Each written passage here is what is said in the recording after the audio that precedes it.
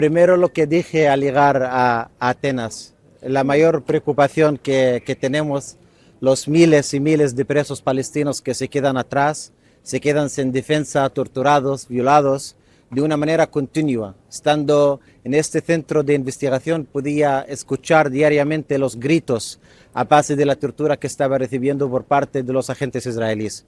Nuestra prioridad tiene que seguir siendo la humanidad. Nos tenemos que seguir defendiendo a las personas, sean donde sean, porque los derechos son para todo el mundo, no son exclusivos a ningún grupo. Israel viola los derechos humanos en cualquier momento, en cualquier espacio. Lo que hemos visto en nuestra intercepción es resultado de la impunidad, resultado de la complicidad que los gobiernos están permitiendo que Israel actúe de la forma que actúa.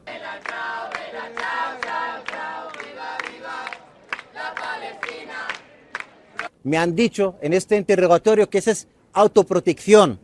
Cuando les pregunté por la presencia de la ocupación militar en los territorios ocupados del 67, me han dicho esa es fuerza protectora. Cuando les pregunté por los colonos, me han dicho que esos son ciudadanos. Para ellos, Palestina no existe. Me lo repitieron muchas veces, que Palestina no existe.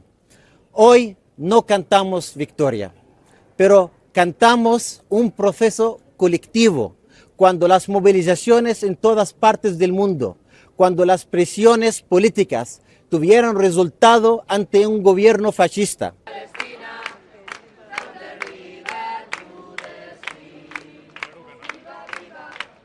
Hoy estoy llegando a Barcelona para preparar mi maleta y en unos días volver a juntarme con mis compañeros en Turquía, porque nuestro camino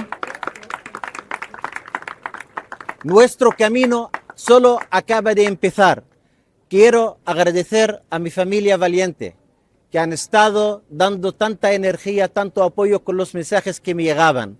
Quiero agradecer a las 180 personas que estaban conmigo en el secuestro. Los gritos y golpes que daban como protesta a mi detención me daban energía para enfrentar a esta injusticia. Quiero agradecer a las abogadas de Adala, a nuestro equipo legal en los diferentes territorios, a todos y todas las participantes de la flotilla en todas las delegaciones. Sin las movilizaciones que han salido en tierra, no hemos podido volver a poner Palestina otra vez en el mapa. No somos ningún héroes, ni queremos serlo. Lo que queremos es que se hable, que se cuenta lo que está pasando en Palestina todos los días.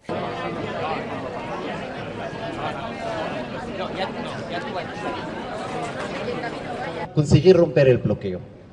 Pero tenemos que tener en mente la continuación, la insistencia en repetir nuestras acciones para dejar una vez más que la única ilegalidad que existe son los crímenes que comete Israel. Pero todas las estrategias que utilizamos en todos los espacios... Vamos a Turquía, claro. Que nos sirven los capos en los bares son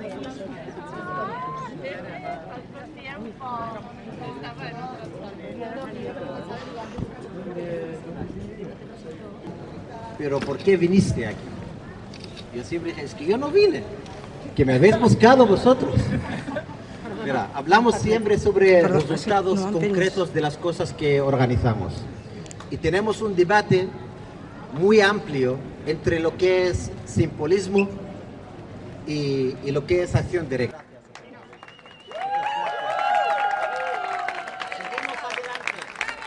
Sedikitnya 16 pangkalan militer milik Amerika Serikat di Timur Tengah dilaporkan hancur akibat serangan Iran selama perang 40 hari sebelum gencatan senjata 7 April lalu.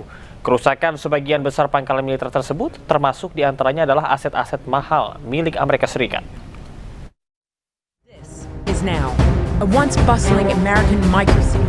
Dilansir dari media Amerika Serikat, CNN melakukan investigasi terkait serangan Iran terhadap pangkalan militer Amerika Serikat di 8 negara Timur Tengah. Dampak serangan rudal balistik milik Iran dilaporkan mengalami kerusakan berat hingga tidak lagi berfungsi.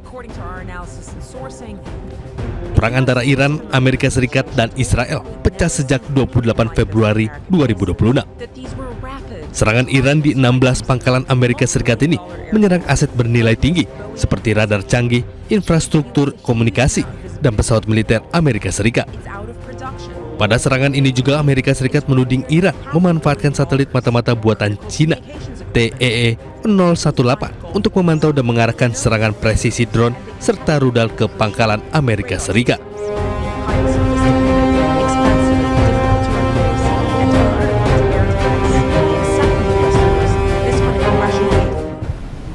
Presiden Amerika Serikat Donald Trump memperingatkan bahwa serangan militer baru terhadap Iran tetap mungkin terjadi jika Iran berperilaku buruk.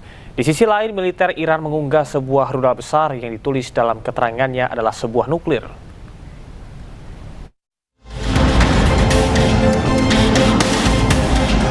Presiden Amerika Serikat Donald Trump memperingatkan bahwa serangan militer baru terhadap Iran tetap mungkin terjadi jika Iran berperilaku buruk atau melakukan sesuatu yang buruk.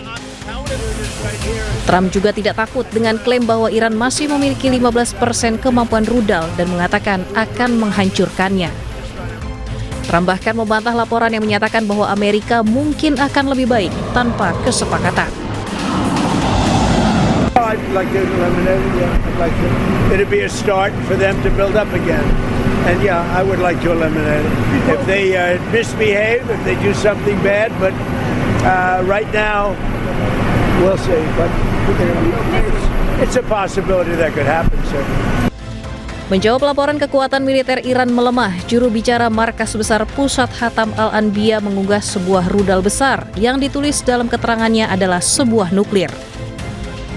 Akun Instagram yang diduga milik Ebrahim Zolfagari ini mempertanyakan kekhawatiran Amerika yang melarang Iran memiliki senjata nuklir. Seperti diketahui sebelumnya, perundingan antara Amerika dan Iran berakhir buntu. Salah satu tuntutan yang tak bisa dipenuhi Iran adalah soal kepemilikan senjata nuklir, di mana Amerika meminta Iran menghentikan pengayaan nuklir dengan alasan apapun. Presiden Amerika Serikat Donald Trump menyamakan Angkatan Laut Amerika Serikat yang menyita kapal Iran seperti bajak laut. Pernyataan Trump menambah ketegangan diplomatik di tengah konflik Amerika Serikat dan Iran, terutama terkait dengan blokade maritim dan penutupan Selat Hormuz.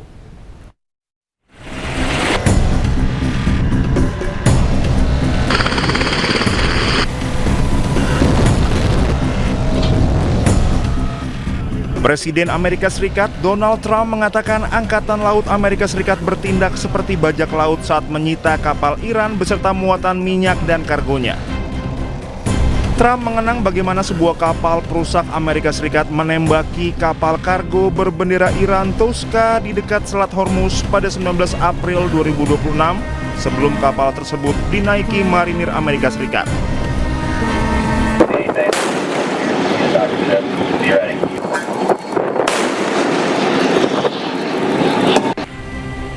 Beberapa kapal Iran telah disita Amerika Serikat setelah meninggalkan pelabuhan Iran bersama dengan kapal kontainer yang dikenai sanksi dan kapal tanker Iran di perairan Asia. And we took over the ship, we took over the cargo, took over the oil. It's a very profitable business. Who would have thought we were doing that? We're like pirates. We're sort of like pirates.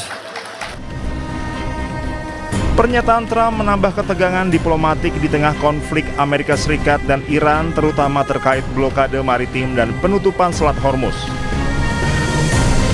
Iran selama ini menilai operasi penyitaan kapal oleh Amerika Serikat sebagai pelanggaran serius terhadap kebebasan navigasi internasional.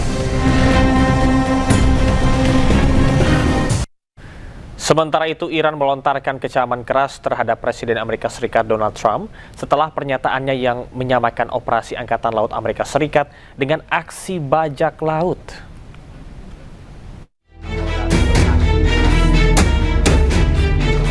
Juru bicara Kementerian Luar Negeri Iran, Ismail Baqi, mengecam keras pernyataan Presiden Amerika Serikat Donald Trump yang menyamakan operasi Angkatan Laut Amerika Serikat dengan aksi bajak laut.